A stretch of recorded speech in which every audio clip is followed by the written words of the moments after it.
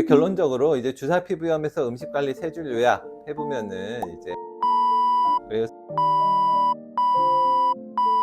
이런 게 이제 금기라는 거죠. 그리고 보조제로 나 같은 거 안 먹는 거보다는 먹는 게 좀 나을 수도 있다. 그게 유발한다는 다양한 음식들이 좀 근거가 충분하지가 않아요. 그런 것까지 일일이 신경 쓰면서 관리한다, 이거는 조금 무리했어요라고 보고, 그래서 무엇을 먹느냐만큼 어떻게 먹느냐가 중요하거든요.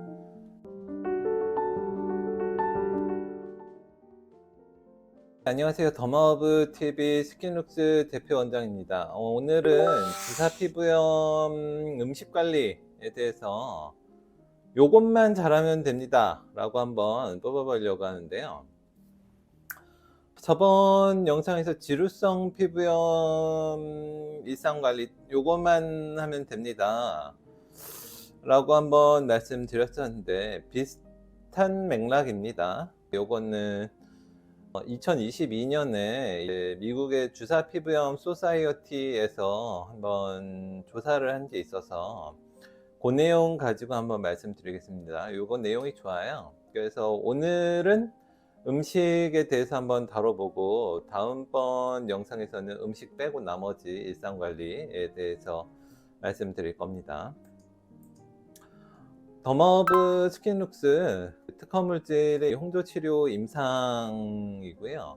이 환자분 같은 경우도 이제 한 병원 서너 군데 찍고 안 나와서 이게 아주 만성이 되기 전에 오신 경우거든요. 치료 자체는 상당히 잘 된 사례입니다. 그리고 치료 기간도 이분 같은 경우에는 한 1년 좀 안 되게 빨리 잘 나은 편이죠. 이 환자분 같은 경우에는 점이 이렇게 있어서 같은 분인 거 알 수 있는 아주 좋은 사례입니다. 그리고 이렇게 증상이 심하더라도 혈관 확장이 아주 만성이 되기 전에만 빨리 오면은 치료 기간이 상당히 단축될 수가 있어요. 이런 경우 좀 치료 기간을 너무 그러니까 다른 병원에서 혈관 확장이 너무 오래되도록 방치를 안 하면은 치료 기간이 좀 빨라지고, 혈관 확장이 오래된 혈관 확장일수록 치료 기간이 아주 오래 걸리는 겁니다. 그거만 조금 감안해 주시고요. 주사 피부염을 진짜 일반인 수준으로 관리한다 라고 했을 때 어떻게 할까, 이런 논문이 있거든요. 이제 코스메톨로지스트 해가지고 미용적인 측면에서 한번 본 겁니다. 보면 일단 기본적으로 주사 피부염 환자, 얼굴이 빨간 환자죠. 이 경우에는 심플하게 원인을 잘 모르겠는데 얼굴이 좀 시뻘건 환자가 보통 일반 인구에서 5%는 된다 라는 겁니다. 그래서 보면은 우리나라 같은 경우에 성인 인구 4천만이라고 치면은 한 100만에서 200만은 얼굴이 빨간 환자다라는 거죠. 여기 메타 분석에서 나온 연구에 의하면은, 그리고 이건 약간 미국 결과라 가지고 우리나라는 조금 다를 수는 있는데 뭐 크게 차이는 안 날 것 같아요. 100에서 200만 요 사이 왔다 갔다 할 것 같아요. 그래서 요 연구 같은 경우에 주사비 환자 1066명으로부터 응답을 수집을 한 겁니다. 보면은 이제 주사 피부염 증상을 유발하거나 혹은 악화시킬 수 있는 요인을 가장 큰 거 세 개 꼽자면은 햇빛 노출, 그리고 스트레스, 뜨거운 물이라고 뽑았다는 거죠. 알코올, 매운 음식, 특정 과일이나 채소, 그리고 절인 육류나 유제품, 이런 게 주사를 악화를 시킬 수가 있더라 라고 하는 거고요.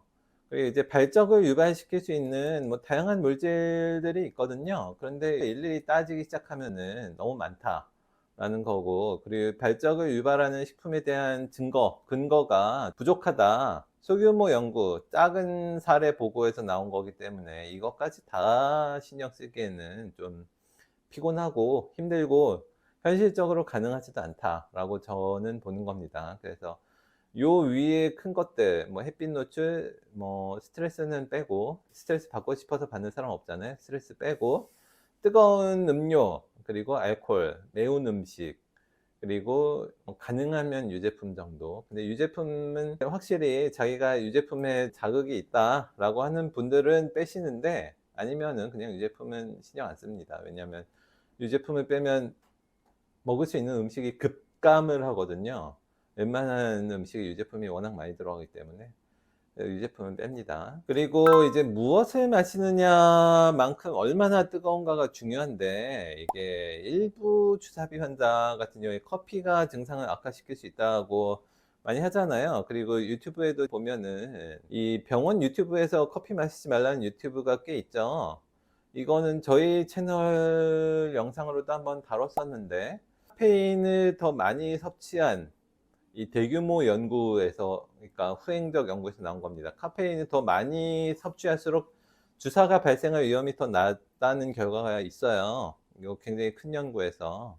주사에 대해서는 오히려 카페인이 보호 효과가 있다는 겁니다. 그래서 뜨거운 커피가 안 좋은 거지 차가운 커피는 오히려 좋다라고 보는 거예요. 요 연구에서는. 그래서 음료의 온도가 훨씬 더 중요하다. 주성분만큼 음료의 온도도 중요하다는 겁니다. 그리고 히스타민이 풍부한 음식이나 단 음식, 이런 게 주사비가 악화되는데, 히스타민이 풍부한 음식이 뭐야? 라고 할 수 있을 것 같아가지고 제가 챗 GPT에다가 물어봤습니다. 그 히스타민이 많이 함유된 음식이 뭐냐? 라고 했을 때 해산물. 딱 보면은 이 알레르기 반응 생길 만한 음식들이잖아요. 낙지, 문어, 오징어, 새우, 이런 거. 그리고 이제 알코올 이런 게 비타민이 들어가 있다고 챗 GPT가 하는 얘기입니다. 저는 영양학자는 아니니까 이건 챗 GPT에서 갖고 왔는데, 당류 많이 들어가면 또 안 좋죠. 그리고 견과류, 가공식품, 히스타민 많이 들어가 있다고 하는데, 이렇게 따지면 또 너무 많잖아요. 그래서 그냥 히스타민이 많은 음식은 좀 그냥 그러려니 하시고, 설탕 많이 들어간 음식 이런 거는 혈당 급격하게 악화되고 이러면은 또 주사비가 악화될 수 있으니까, 요거는 여드름균 감염이라든가 피지랑 영향이 있죠. 그래서 요런 설탕 많이 들어간 음식은 좀 빼는 게 좋습니다.